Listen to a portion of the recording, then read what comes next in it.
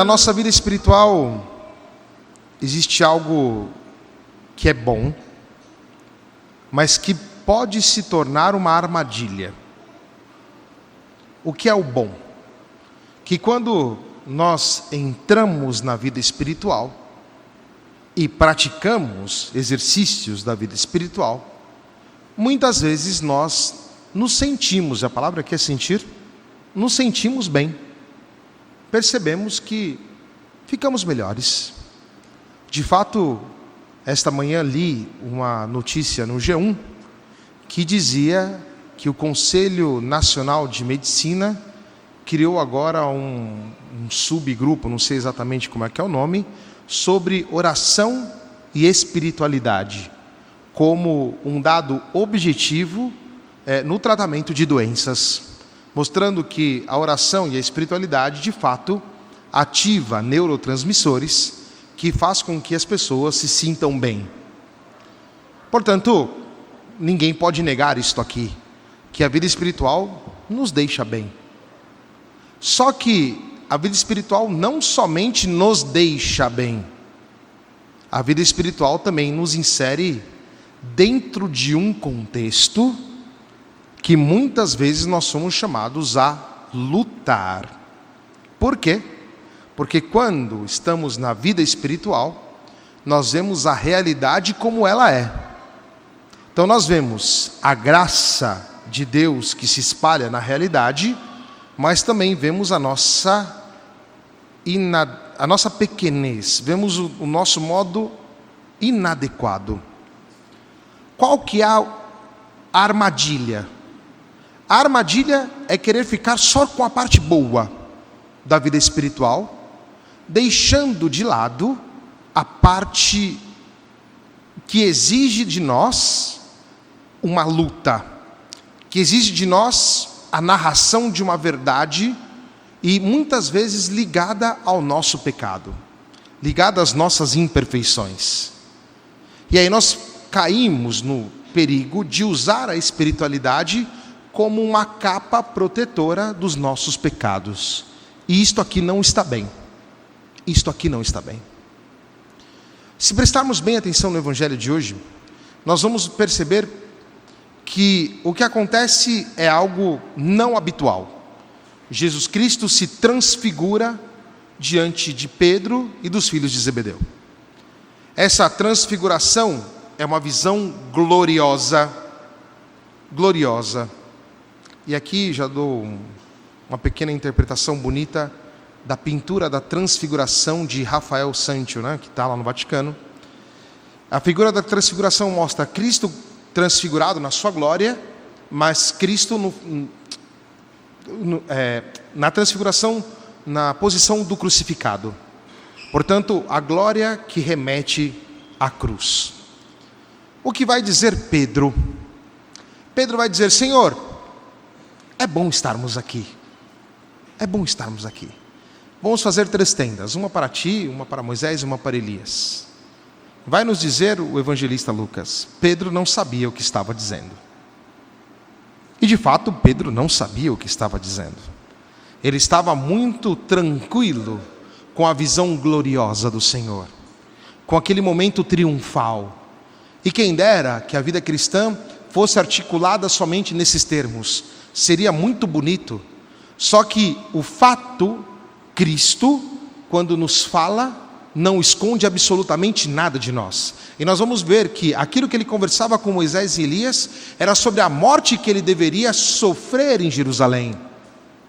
Se quisermos correlacionar, temos um outro evangelho em que Pedro, quando Cristo inicia a falar da sua paixão, Pedro levanta a mão e diz: Senhor, que isso nunca te aconteça. E Jesus Cristo responde para Pedro: afasta-te de mim, Satanás. Porque a glória a que nós somos destinados, eu e você, Pedro, os filhos de Zebedeu, os apóstolos, ela necessariamente passa pela cruz. Ela necessariamente passa por ter clareza dos nossos pecados, mas a clareza de que a cruz de Cristo nos libertou dos pecados e nos deu a graça desta vida nova.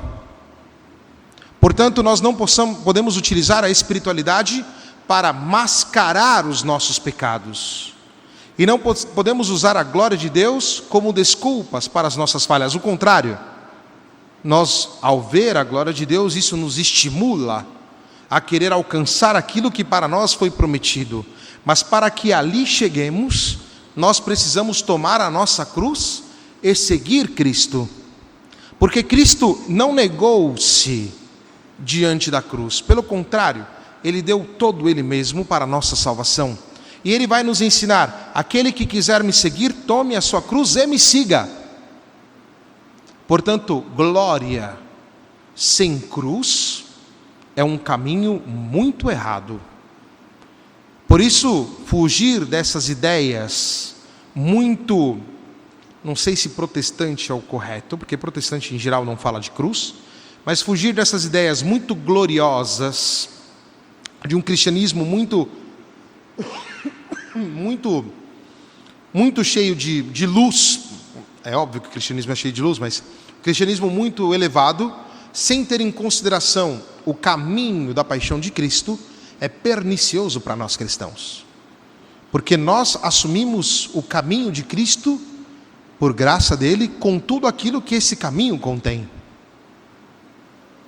Nós podemos contemplar a glória do Senhor e, por isso, sem perder o fato de que nós estamos dentro de um caminho que exige de nós uma profundidade.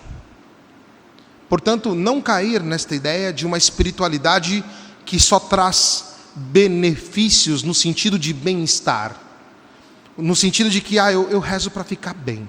E eu escuto muito isso, mas é verdade, né? Não é que eu estou negando isso. Pelo contrário, as pessoas falam assim: padre, depois que eu rezei, eu fiquei tão bem, né? Que bom! A oração, ela nos deve deixar bem. Só que não é sempre assim. Porque na realidade, no nosso dia a dia, nós vamos perceber que diante da glória do Senhor, nós temos ainda muitas cruzes para carregar. E nós entramos dentro desta dinâmica. Com Cristo. Com Cristo. E nós vamos perceber que dentro disto aqui tem ainda uma espiritualidade que vai mais profundo.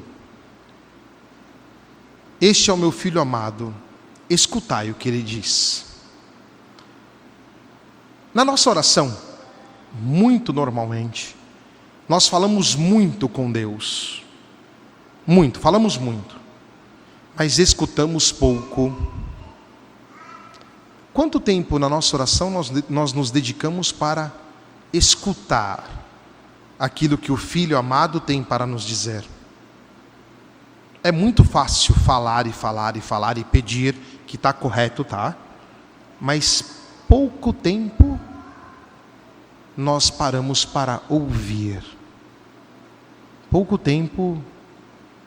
É como se Deus falasse conosco e nós não dessemos a mínima para Ele. Portanto, uma das dimensões da oração é a capacidade profunda de ouvir aquilo que Cristo tem para cada um de nós. E quando nós entramos nesta dimensão da oração, podemos sentir medo. E de fato o Evangelho, antes de terminar aqui, vai dizer que uma nuvem, que é sempre uma manifestação divina na Bíblia, cobriu com sua sombra e os discípulos ficaram com medo ao entrarem dentro da nuvem. Da nuvem, porém, saiu uma voz que dizia: este é meu filho, o escolhido. E de fato, quando estamos dentro da nuvem, ou seja, quando estamos dentro da relação com Deus, dentro da manifestação divina, e quando o Senhor nos fala, nós podemos ter medo. E por quê? Porque às vezes aquilo que o Senhor nos fala não está muito ligado aos nossos projetos. Quantos de vocês aqui, no momento de dizer sim para o matrimônio, tiveram medo? E que bom que tiveram, porque casar não é uma coisa qualquer, tem que dar um pouco de medo mesmo. Ou seja, o Natan entrou no seminário e antes dele ter dado esse passo, feliz, mas deve ter sentido um temor. E todas as vezes que nós escutamos aquilo que o Senhor pede para nós, nos dá um pouco de medo mesmo. Mas nós escutamos e atuamos aquilo que o Senhor pede para nós.